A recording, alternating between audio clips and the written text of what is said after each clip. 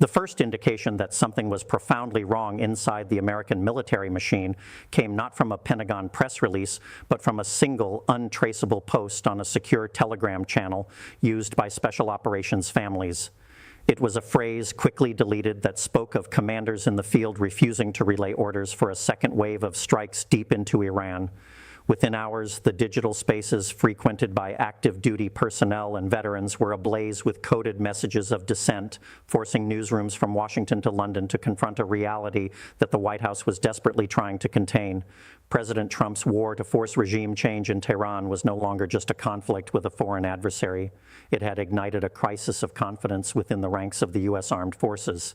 The opening salvos of what the Pentagon cryptically termed Operation Epic Fury on February 28th were, by all military accounts, textbook examples of precision warfare. The joint American-Israeli strike successfully decapitated the Iranian leadership, killing the longtime supreme leader, Ayatollah Ali Khamenei, and dismantling a significant portion of the Islamic Revolutionary Guard Corps' command structure. For a brief moment, it appeared the administration's gamble to cripple the regime's ability to project power and spark a popular uprising was paying off. President Trump took to the airwaves, telling the Iranian people, "When we are finished, take over your government. It will be yours to take." It was a powerful emotional call to action, but it masked a strategic vacuum that the Pentagon's top brass had warned about for months. Behind the scenes, the Joint Chiefs of Staff had been deeply uneasy. According to sources familiar with pre-war intelligence briefings, the CIA, State Department, and Pentagon analysts had all presented a unified assessment to the president. Sustained military action was highly unlikely to topple the Iranian government. The Islamic Republic, they argued, was a vast and deeply institutionalized security state. The intelligence community warned that while you could kill its leaders and destroy its missile silos, you could not bomb away the ideological grip of the IRGC and the Basij militia, a force of an estimated 1 million members trained to suppress internal dissent with overwhelming violence. This assessment, first reported by the Washington Post, fell on deaf ears. The military brass had signed on for a limited mission to degrade Iran's nuclear and ballistic missile capabilities, a repeat of the more contained June 2025 strikes. What they got instead was a nebulous, ever-expanding objective that morphed into a campaign for regime change, a mission type that military doctrine warns is a quagmire without a massive ground invasion and a post-conflict reconstruction plan that makes the Iraq War look simple. When Defense Secretary Pete Hegseth stood at Central Command headquarters and parroted the president's line that there would come a moment for the Iranian people to seize that advantage, military planners threw up their hands. They knew that air power alone couldn't secure streets or anoint new leaders. By the second week of March, the disconnect between the White House's optimistic rhetoric and the grim reality on the ground in Iran became a chasm. The regime did not crumble. It briskly followed a constitutional path to select a new supreme leader, Mojtaba Khamenei, the son of the slain Ayatollah, signaling a defiant continuity. Meanwhile, the Iranian military, though battered, adapted. They expanded the war's geographic footprint, blocking the Strait of Hormuz and launching retaliatory drone and missile attacks at Gulf Arab states, turning the conflict into a regional economic catastrophe. It was in this environment of escalating costs and unclear objectives that the first whispers of resistance within the U.S. military command structure began to surface. The breaking point, investigative journalists have since learned, came during a classified video teleconference between the White House Situation Room and U.S. Central Command. The president, frustrated by the lack of visible progress toward a popular uprising, demanded an immediate escalation, a heavy bombing campaign against what he called the repressive institutions of the Interior Ministry and the Basij headquarters in downtown Tehran. Military commanders on the line balked. The intelligence on the ground was unreliable due to a regime-imposed internet blackout, and the risk of civilian casualties in such densely populated areas was astronomically high. The collateral damage, they argued, would not spark a revolution. It would slaughter the very people the president claimed to want to liberate. The refusal was not an act of mutiny in the classic sense. No one pointed a gun at a superior officer, but it was a constitutional crisis in uniform. Several senior commanders, supported by the Joint Chiefs' legal advisors, reportedly signaled that they would not execute orders they deemed to be unlawful, disproportionate, or lacking a coherent military objective. For a commander-in-chief who prided himself on loyalty and strength, this was the ultimate betrayal. You had flag officers effectively telling the White House they wouldn't be party to a war crime or a strategic disaster. A retired four-star general, still in close contact with Pentagon insiders, told our team that's when the trust evaporated. As the internal revolt simmered, the administration's messaging became a study in cognitive dissonance. Press Secretary Caroline Leavitt held briefings where the phrase regime change was conspicuously absent, reverting instead to technical jargon about destroying Iran's navy and missile capacity. Yet the president continued to make conflicting statements in interviews, at one point musing about hand-selecting the next Ayatollah, and at another admitting that the campaign had killed potential leaders Washington could have worked with. This lack of a clear endgame, what does victory actually look like, was the fuel for the military's deep-seated anxiety. By March 13th, the administration's internal chaos bled into public view in a way that stunned allies and emboldened adversaries. In an interview with Fox News Radio, President Trump made an admission that undermined the very premise of his war.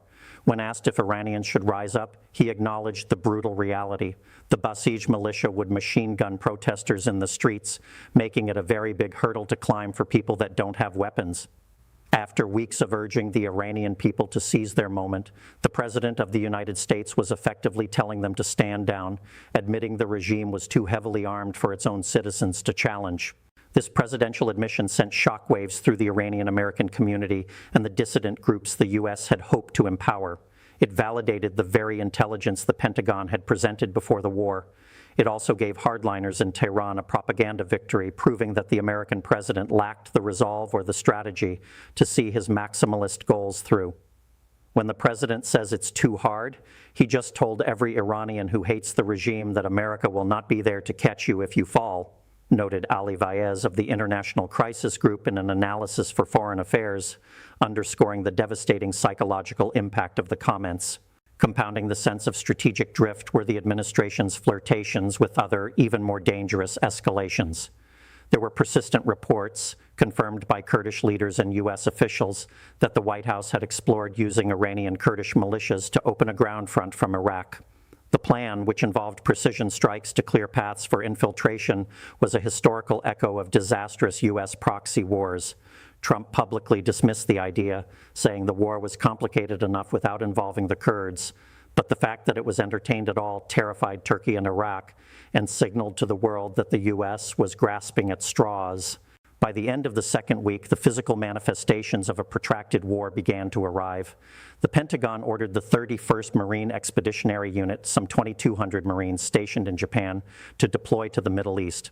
While officially described as a precautionary move, military analysts understood its significance. You don't send an MEU complete with F-35s and amphibious assault vehicles unless you are preparing for the possibility of a ground component or a non-combatant evacuation that could quickly turn into a firefight. The troops were moving, but the political leadership seemed paralyzed, unable to articulate why they were needed. The international dimension of the crisis only deepened the military's unease. The White House initially dismissed reports that Russia was sharing intelligence on the locations of U.S. warships with Iran, only for the president to later admit he thought Putin was helping him a little bit. The prospect of fighting a war where your adversary has real-time satellite data from a nuclear-armed power like Russia, while you are constrained by rules of engagement questioned by your own commanders, is a nightmare scenario for any defense planner. It turns a conventional conflict into a high-stakes game of chicken with global powers watching from the sidelines. In the war rooms of Tehran, the new leadership under Mojtaba Khamenei watched the American civil-military rift with growing confidence. Their strategy was becoming clear: wait out the American public and exploit the gap between the volatile U.S. commander-in-chief and his cautious generals. By holding the Strait of Hormuz hostage and firing missiles at U.S. bases in a calibrated, non-escalatory manner, they aimed to raise the cost of the war for Washington without triggering the full fury of an American public that polls showed was growing weary of endless wars. They bet that the military revolt signaled the U.S. did not have the stomach for a long fight. This leaves the United States in a perilous position. caught between a president demanding victory on his own terms and a military establishment that sees only two paths: a bloody, indefinite occupation-style air campaign that won't achieve regime change, or a face-saving exit that leaves a wounded but intact enemy in place. Elliott Abrams, who served as Trump's special representative for Iran in 2020, captured the dilemma perfectly when he noted that declaring victory based on degraded missile capabilities would leave the regime in place, potentially creating a political backlash for Trump after losing American lives. What happens next will depend on whether the president can bridge the credibility gap with his own Pentagon. Some analysts suggest the military brass is practicing a form of slow walking, deliberately taking extra time to verify targets and assess collateral damage, a tactic that infuriates the White House but prevents the hasty decisions that lead to atrocities. Others fear that the president, feeling cornered by his own generals, may bypass the chain of command entirely, relying on a loyalist cadre of political appointees and special operators to execute his will, a move that would shatter military protocol and potentially trigger resignations at the highest levels. For the Iranian people, trapped between a brutal theocracy and a bombing campaign run by a divided superpower, the future looks bleak. The Trump administration's contradictory signals, first urging revolution, then admitting it's too dangerous, have left the opposition movement fractured and fearful. The regime's security apparatus, though damaged by U.S. strikes, remains intact enough to terrorize the population. The help that was promised now looks, to many Iranians, like a distant and unreliable echo. The final outcome of the Iran war will be decided not just in the skies over the Middle East, but in the corridors of the Pentagon and the psyche of the White House. The military revolt, whether a brief moment of defiance or the beginning of a deeper schism, has revealed a fundamental truth. A superpower cannot wage a war of choice without the unified conviction of its warrior class. As one senior administration official confided to the Los Angeles Times, the campaign may already be working in the sense that Iran can no longer govern effectively, but that chaos, a vacuum of power, is a dangerous outcome for everyone.